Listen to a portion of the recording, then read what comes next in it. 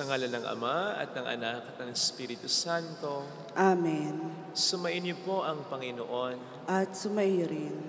Purihin natin ang Panginoon sa pamamagitan ng misang ito. Magpasalamat tayo sa Kanya, anuman ang ating mga nararanasang problema, sapagkat sobra-sobra ang biyaya niya.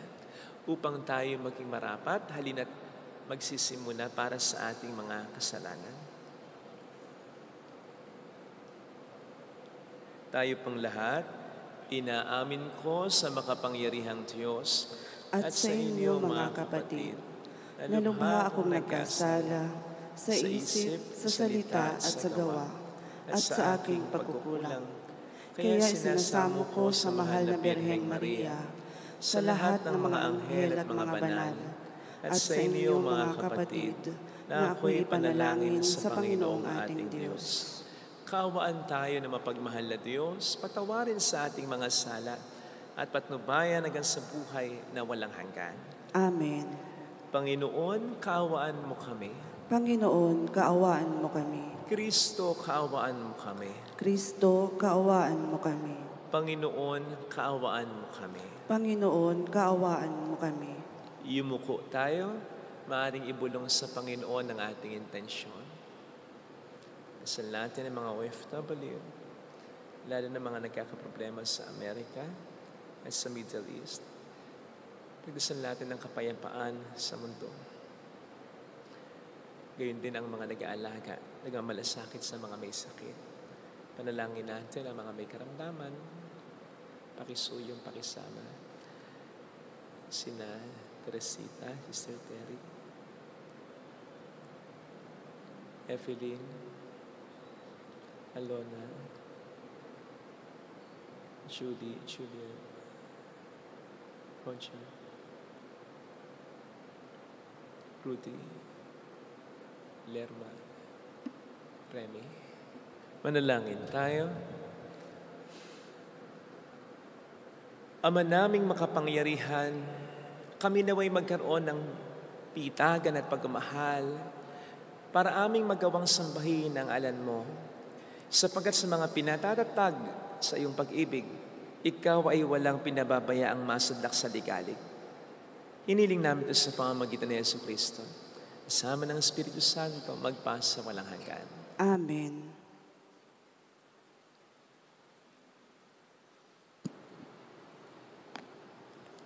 Ang salita ng Diyos mula sa aklat ng Henesis. Noong mga araw na iyon, sinabi ng Panginoon kay Abram, "Lisanin mo ang iyong bayan, ang tahanan ng iyong ama at mga kamag-anak, at pumunta ka sa bayang ituturo ko sa iyo. Pararamihin ko ang iyong mga anak at apo, at gagawin kong isang malaking bansa. Pagpapalain kita, at mababantog ang iyong pangalan, at maging pagpapala sa marami. Ang sa iyo'y magpapala ay aking pagpapalain. Ngunit kapag sinumpa ka, sila'y aking susumpain. Ang lahat ng mga bansa, pihong ako'y hihimukin, na tulad mong pinagpala, sila ay pagpapalain din." Sumunod nga si Abram sa utos ng Panginoon. Nilisan niya ang taharan noong siya'y 75 taon. Isinama niya ang kanyang asawang si Sarai at si Lot na pamangkin niya. Dinala niyang lahat ang kanyang mga alipin at kayamanan at nagtungo sa Kanaan. Nagtuloy siya sa isang banal na lugar, sa Sikim, sa puno ng roble ng Mori. Nooy naroon pa ang mga Kananeo. Napakita kay Abram ang Panginoon. Sinabi sa kanya, "Ito ang bayang ibibigay ko sa iyong lahi." At nagtayo si Abram ng dambana para sa Panginoon. Buhat doon, nagtuloy sila sa kaburulan sa silangan ng Betel at huminto sa pagitan nito at ng Hai. Nagtayo rin siya roon ng dambana at sumamba sa Panginoon. Mula roon, unti-unti silang nagpatuloy papunta sa gawing timog ng Kanaan. Humihimpil sila habang daan ayon sa hinihingi ng pagkakataon. Ang salita ng Diyos. Salamat sa Diyos. Mapalad ang ibinukod na bansang hinirang ng Diyos. Mapalad ang ibinukod na bansang hinirang ng Diyos. Mapalad ang bansang Panginooy Diyos. Mapalad ang bayang kanyang ibinukod. Magmula sa langit, kanyang minamasdan ang lahat ng tao sa kanya na kanyang nilalang. Mapalad ang ibinukod na bansang hinirang ng Diyos. Ang may takot sa Diyos at nagtitiwala sa kanyang pag-ibig ay kinakalinga. Hindi babayaang sila ay mamatay, kahit magtagutom sila'y binubuhay. Mapalad ang ibinukod na bansang hinirang ng Diyos. Ang ating bansa'y nasa Panginoon. Siya ang sanggalang natin at katulong. Dahilan sa Kanya, kami natutuwa, sa Kanyang ngalan ay nagtitiwala. Mapalad ang ibinukod na bansang hinirang ng Diyos.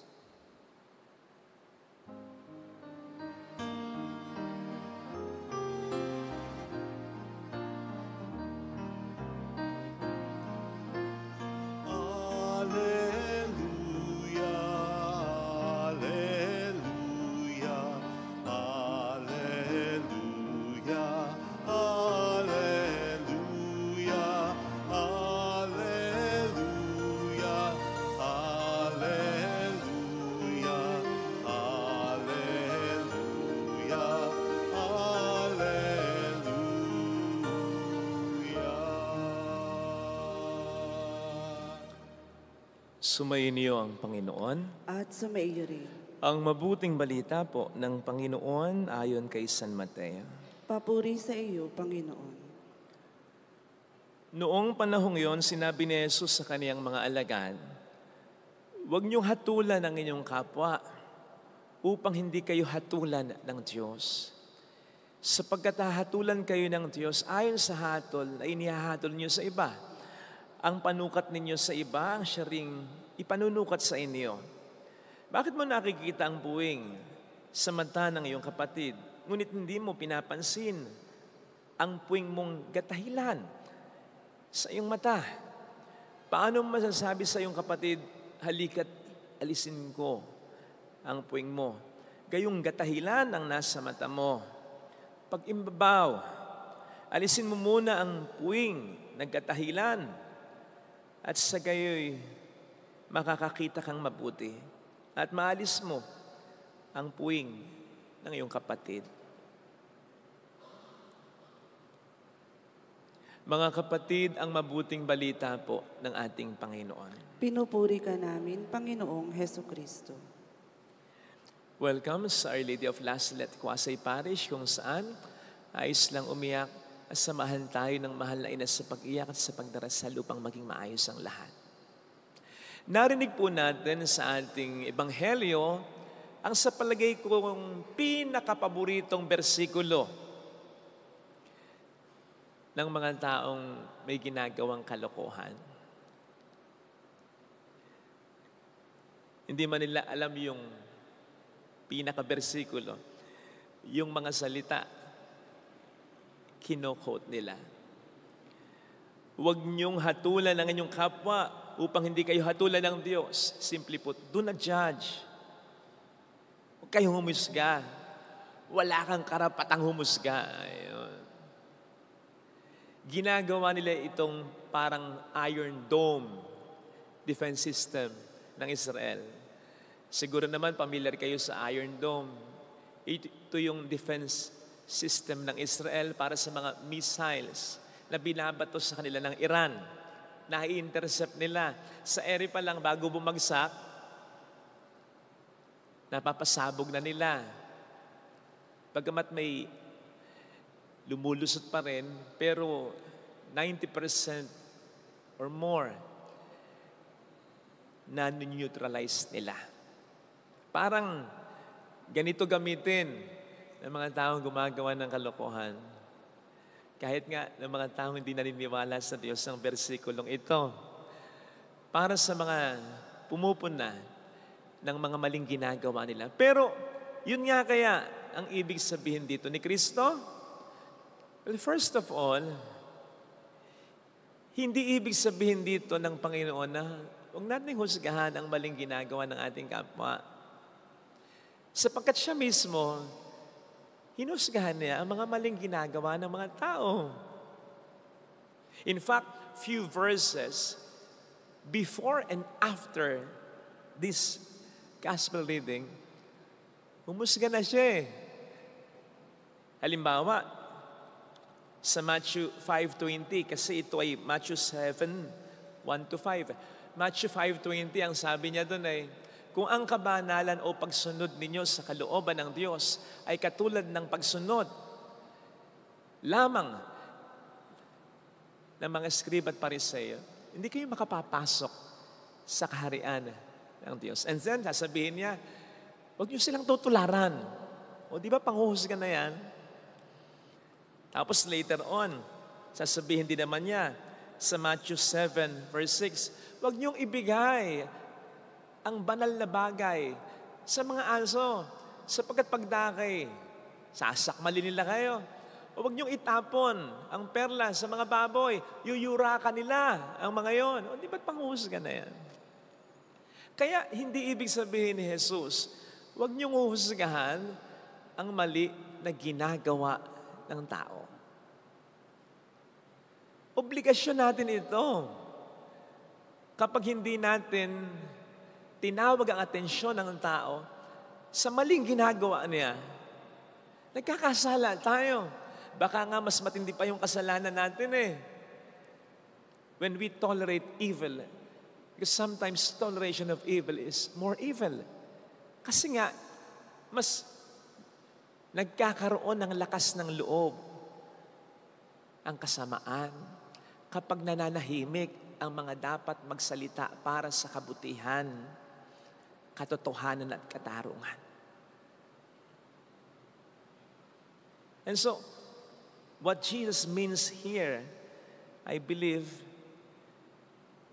is not judging as to discern what is right and what is wrong. Manapa, ang ayaw ni Kristo talagang panghusga ay yung judging as to condemn a person. Hindi yung panghuhusga ng maling ginagawa ng...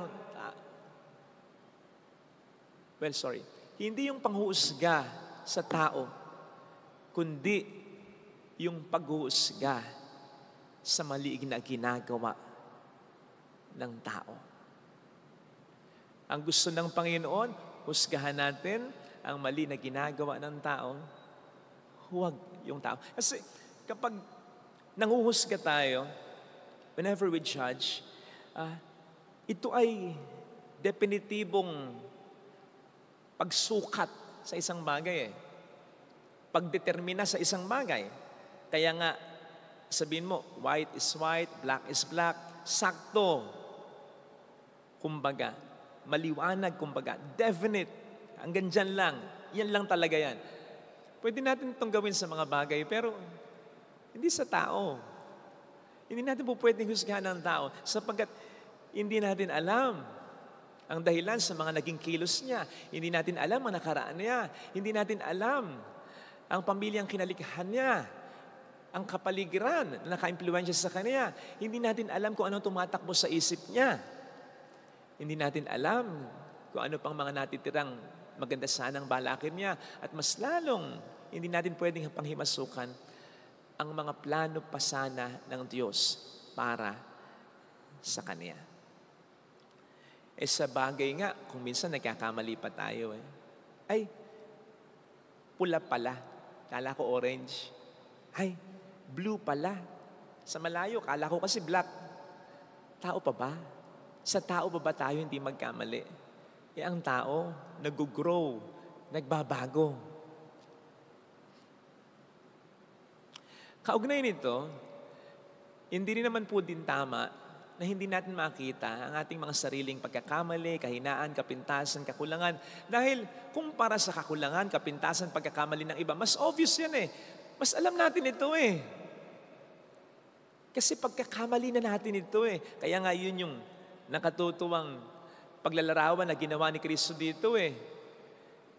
Hindi mo nakikita yung gatahilan, gatroso, na puwing mo? Hello? Kasi nga, yun ang mas dapat na alam natin eh. Kasi yun ay pagkakamali natin. Bakit nakakalimutan natin? Whereas malaking tulong sana. Kasi kapag nare-recognize natin yun, pagdating sa panghusga ng kapwa, tayo magiging mahinahon. Kamakailan ay nagkaroon ako ng isang magandang realization hinggil sa dapat na maging renewed na makikitungo ko sa mga sakristan ko dito. Kasi ayaw ko kasi yung hindi alam yung gagawin. Pag tiningnan mo, hindi alam yung gagawin. Kasi hindi naman po pwedeng lagi kong sabihin, ay, electric fan, dapat mo. Oh, dito. Kunin mo yung kalis, kunin mo. Kasi naka-mic, ganon. At ayaw ko rin yung uutusan mo, tatango. Pagtalikod, hindi pa niya talaga naiintindihan. Ayaw ko yun. Kasi waste of time yun eh. Lalo na kapag meron tayong time na hinahabol. Ayaw ko yun. At alam nila, hindi naman ako nagsasalita ng hindi maganda. Pero siguro nakikita nyo rin minsan yung reaction kong, ganun ako. Ayun, nakikita nyo yun. Minsan di ko mapigil talaga. Pero hindi ako nagsasalita ng masama sa kanila. Hindi ko sila never akong namamahiya. Hanggang sa ma-realize ko, nito lang. Ganun ka rin naman dati ah. Dati hindi mo rin naman alam yung gagawin mo eh. Dati. Nainis ka nga kay Bishop eh. Ni si Bishop Joey dati. Si Bishop Joey, ganun eh. Sa loob ko, ba't ayaw mo sabihin kung ano gusto mo? Para alam ko. Hindi ko kasi alam ang gagawin minsan. At minsan ganun. May utos siya, tatango ako. Hindi ko naman naintindihan. Playing smart lang. Ayun. Kaya, hindi ko alam kung napansin nila. Limawa, yung leader nila si Jeffy. Sabi ko, pakilista mo, pakisabihan mo sila. Ganitong gagawin. Pero sabihan mo, hindi ako nagagalit ha. Sabihin mo, tinatama natin lang para hindi na maulit. Tapos kahapon, nilista ko, ito yung, mga anak, ito yung mali nyo ha. Huwag kayong mag-alala, nililista ko lang kasi para i-improve natin. So, tinatama ko pa rin yung mali. Pero nagiging mahinahon ako sa kanila. Nagzi-zero in ako dun sa mali, pero hindi sa kanila. Sa palagay ko, iyon ang inaasahan sa atin ng Panginoon. Yung makita rin natin ng pagkakamali natin. Yung aminin din natin yung pagkakamali natin. Pero hindi ibig sabihin nun, hindi na natin huhusgahan yung maling ginagawa ng iba. Magiging dahilan lamang yon para sa pagtatama natin ng mali nila ay maging mahinahon tayo sa kanila. Ito sana mga kapatid ng ating pagdasal na biyaya sa ating banal na pagdiriwang. Yung yes, maging agresibo, bold tayo sa panghusga ng maling ginagawa. Mali yan.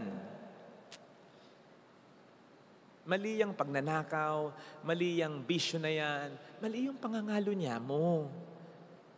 Pero maging mahinahon tayo sa pakikipag-usap natin sa tao. So much so na maramdaman niya yung malasakit natin sa kanya. Dahil ang tao sa biyaya ng Diyos at sa hindi panghusga ng kanyang kapwa-tao ay mas madaling makapagbabago. Amen. Lagyan natin ang ating kanang kamay sa tapat ng ating puso.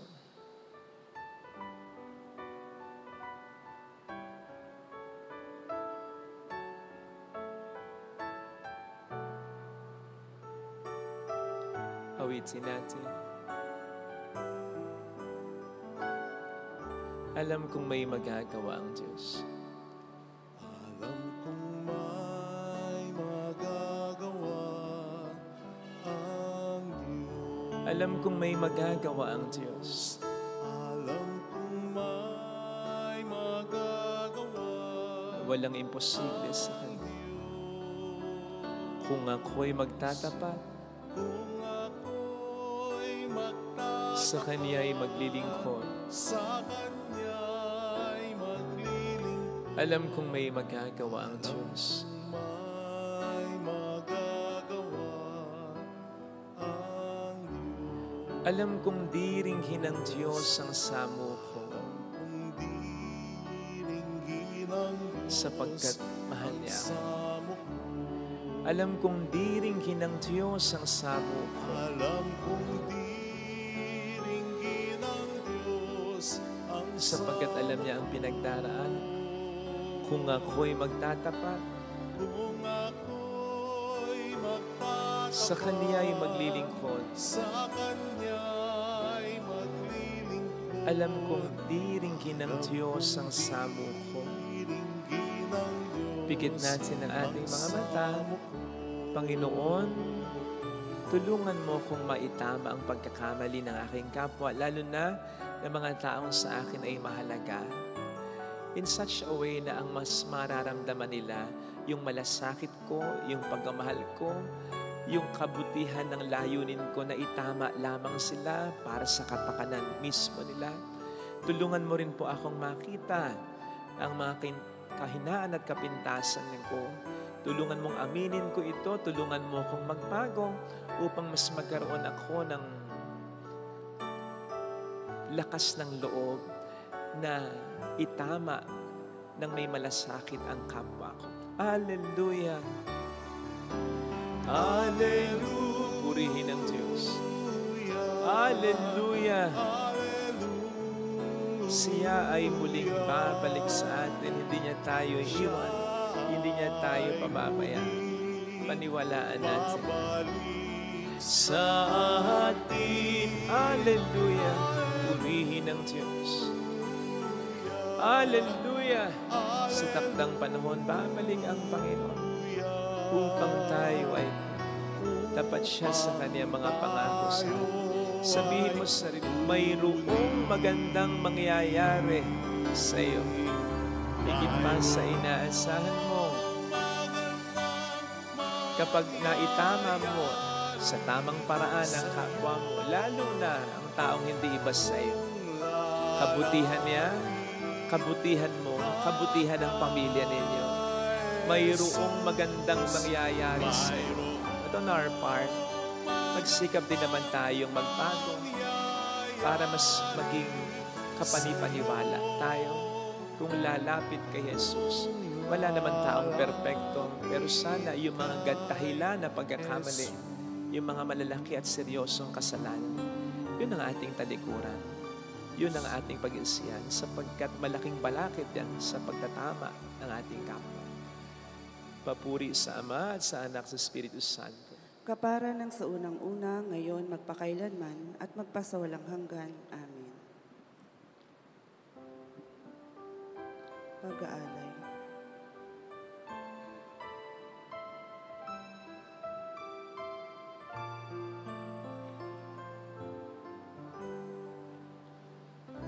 Kunin at tanggapin ang alay na ito, mga biyayang nagmula sa pagpapala mo. Tanda ng bawat puso pagkat inibig mo, ngayo'y nananalig, nagmamahal sa'yo. Tinapay na nagmula sa buti ng trigo, pagkain nagbibigay ng buhay mo.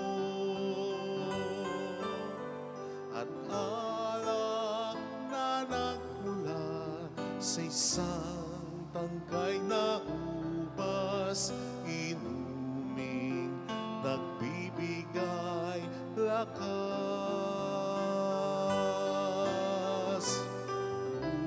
Kunin at tanggapin ang alay na ito, mga biyayang nagmula sa pagpapala mo. Tanda ng bawat pusong pagkatinibig mo, ngayoy nananalig, nagmamahal sa'yo. Kunin at tanggapin ang alay na ito, mga biyayang nagmula sa pagpapala mo. Tanda ng bawat pusong pagkatinibig mo, ngayoy nananalig, nagmamahal sa'yo.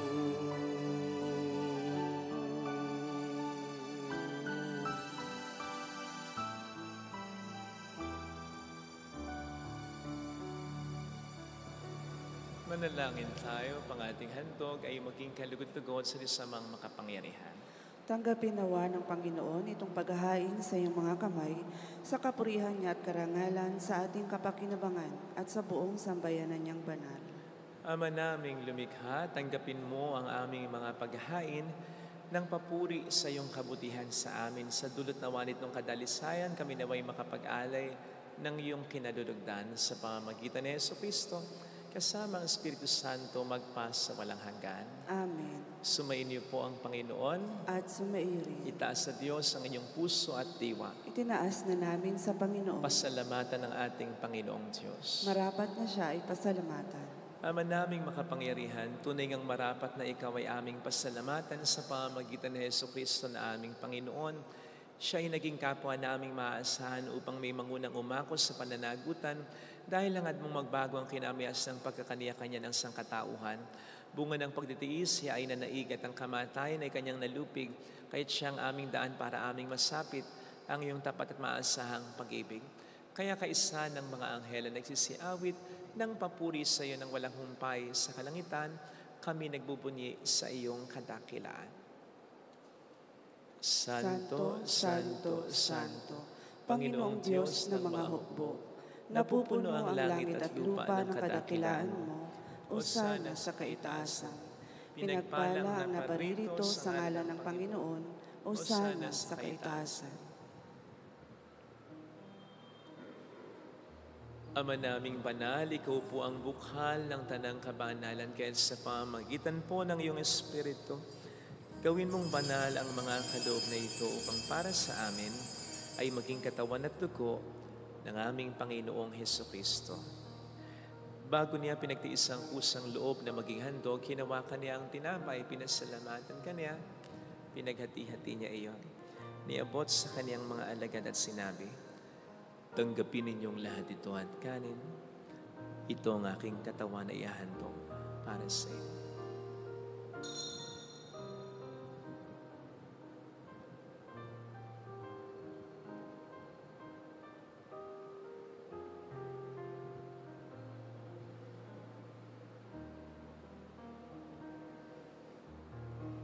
Gayun din naman nang matapos ang hapunan, nawakan niya ang kalis, muli kaniyang pinasalamatan. Iniabot niya ang kalis sa kaniyang mga alagad at sinabi, "Tanggapin ninyong lahat ito at inumin. Ito ang kalis ng aking dugo ng bago't walang hanggang tipan. Ang aking dugo na ibubuhos para sa inyo at para sa lahat. Sa ikapagpatawad ng mga kasalanan, gawin niyo ito sa pag-alala sa akin."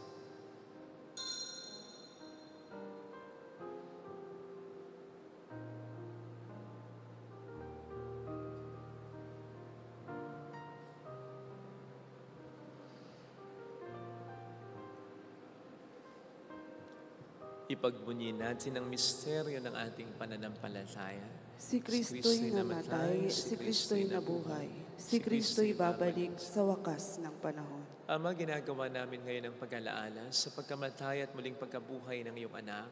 Kaya inialay namin sa iyo ang tinapay ng buhay at ang kalis ng kaligtasan.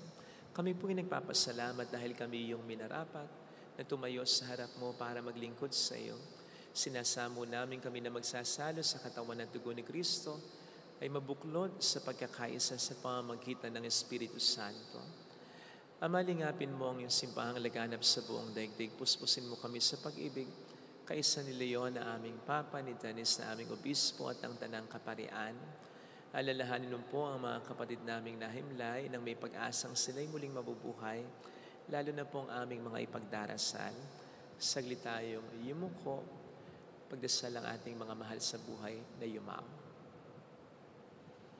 Kasama po si Nan Joyce, ang kaluluwa.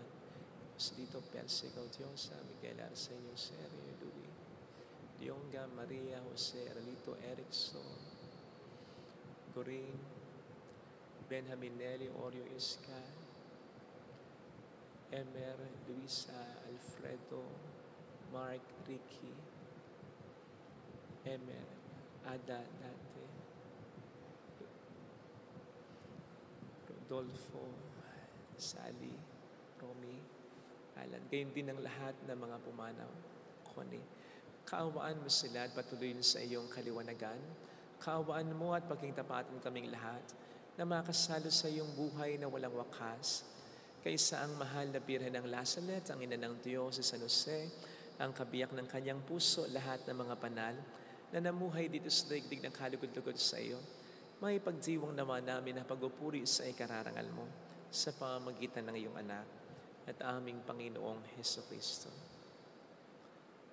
Sa pamamagitan ni Kristo, kasama niya at sa Kanya, ang lahat ng parangal papuri ay sa iyo, Diyos amang makapangyarihan, kasamang Espiritu Santo, magpasawalang hanggan.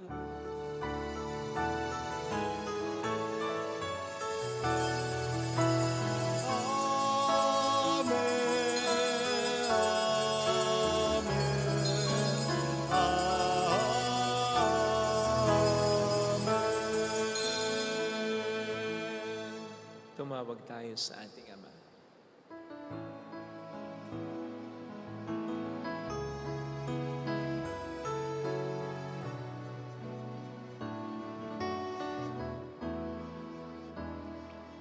Ama namin, sumasalangit ka, sambahin ang ngalan mo, mapasa amin ang kaharian mo, sundin ang loob mo dito sa lupa para nang sa langit. Bigyan mo kami ngayon ng aming kakanin sa araw-araw at patawarin mo kami sa aming mga sala para ng pagpapatawad namin sa nagkakasala sa amin.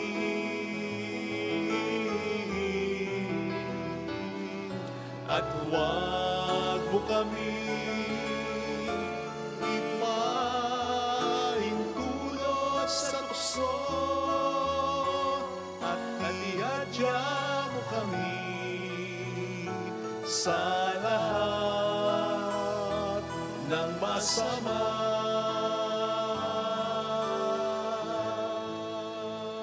Ilig namin kami adya sa lahat ng masama, pagkalooban ng kapayapaan araw-araw, iligtas sa kasalanan, sa kapahamakan, sa mga seryosong karamdaman, samantalang aming pinaghahandaan ang dakilang araw ng pagpapahayag ng tagapagligtas naming si Heso Kristo. Sapagkat iyo ang kaharian, ang kapangyarihan at ang kapurihan, magpakailanman. Amen. Panginoong Heso Kristo, sinabi mo noon, sinasabi mo rin sa amin ngayon, kapayapaan ang iniiwan ko sa inyo, ang aking kapayapaan ang binibigay ko. Tunghayan mong aming pananampalataya, huwag ang aming pagkakasala. Pagkalooban mo po kami ng kapayapaan at pagkakaisa ayon sa iyong kalooban. Kasamang Espiritu Santo magpasa walang hanggan.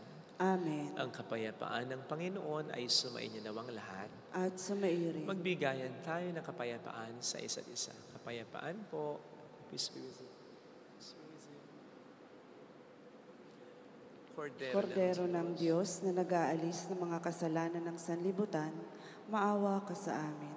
Kordero ng Diyos na nag-aalis ng mga kasalanan ng sanlibutan, maawa ka sa amin. Kordero ng Diyos na nag-aalis ng mga kasalanan ng sanlibutan, ipagkaloob mo sa amin ang kapayapaan.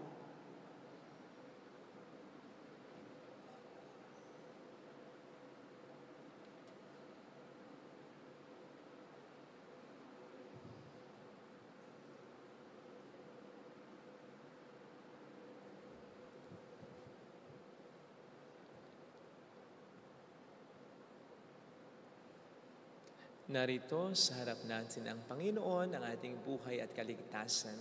Hindi niya tayo hinuhusgahan. Mapalad tayong inaanayahan. Panginoon, hindi ako karapat-dapat na magpatuloy sa iyo, ngunit sa isang salita mo lamang ay gagaling na ako.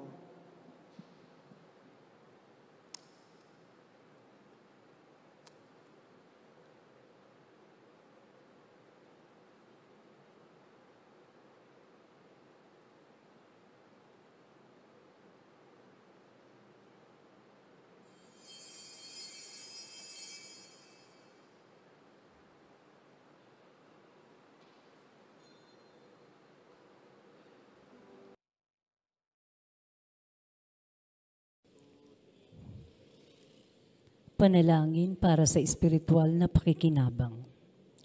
Panginoong Hesus, ako ay naniniwala na ikaw ay nasa kabanal-banalang sakramento. Iniibig kita ng higit sa lahat at ninanasa kong tanggapin ka sa aking kaluluwa. Sapagkat sa mga sandaling ito, hindi kita matatanggap sa sakramento. Tumuloy ka sa espiritu sa aking puso. Niyayakap kita na parabang naririto ka na.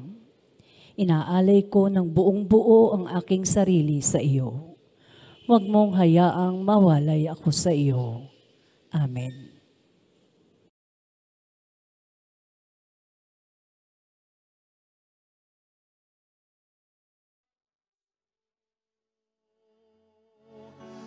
Sa piging na ito, ating pagsaluhan ang katawan at dugo ni Yesu Kristo.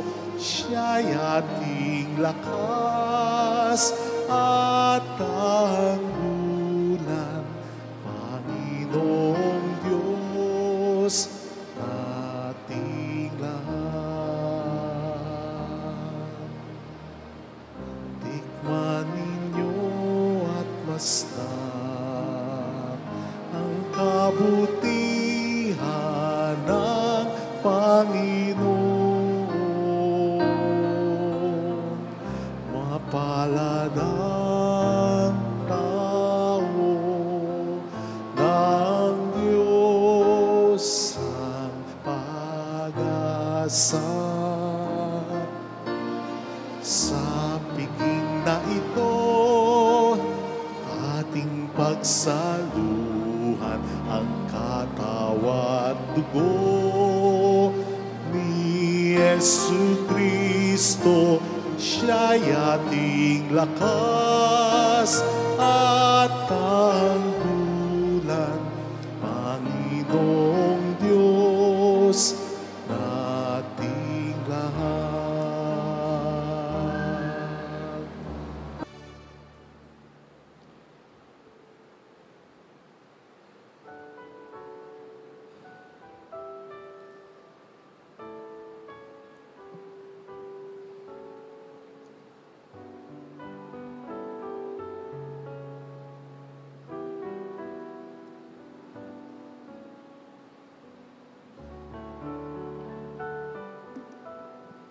Manalangin tayo.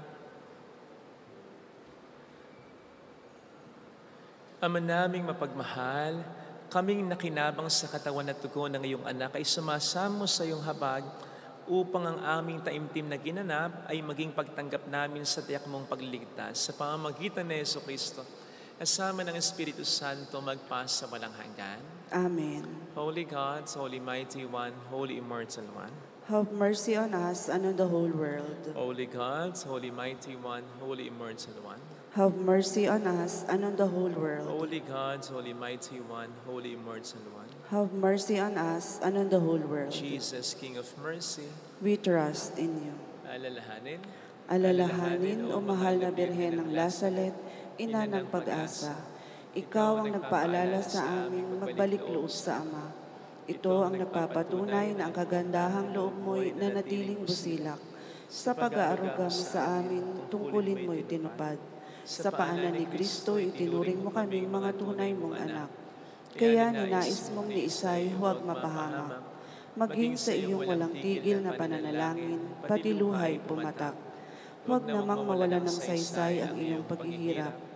Hiling naman namin sa iyo, o aming inang liyag, na matapos ang pakikibaka namin sa mundong ito at sa pananatili naming tapat kay Kristo. Sa kapurihan mo'y makibahagi kaming ganap, upang kung nasaan ka ngayon ay maparoon din kaming lahat. At ang kaganapan ng kaluwalhatian ng Diyos Amay tuluyang matupad siya nawa. mahal na Birhen ng Lasalet, tagapagkasundo ng mga makasalanan. Ipanalangin mong walang patid kaming mga dumudulog sa iyo. Marami pong salamat sa inyong pakikisa at sa mga tulong na binibigay po ninyo para makatulong din po tayo sa marami pang iba. Salamat. Paalala na pagkatapos nito ay may pakumpisal tayo sa mga gusto pong mga pisal. Salamat po. Sumainyo ang Panginoon. At sumaiyo rin. Palain kayo kasama ang ating pamilya na mapagmahal na Diyos, ng Ama at ng Anak at ng Espiritu Santo. Amen. Umayo tayo sa kapayapaan ni Kristo. Salamat sa Diyos. Salamat din po.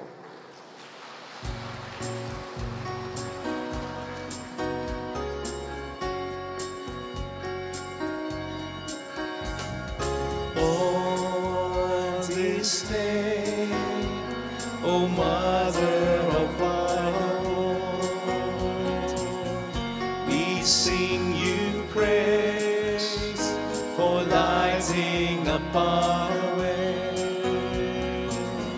Your tears did soften up the hearts of men, and they still do today.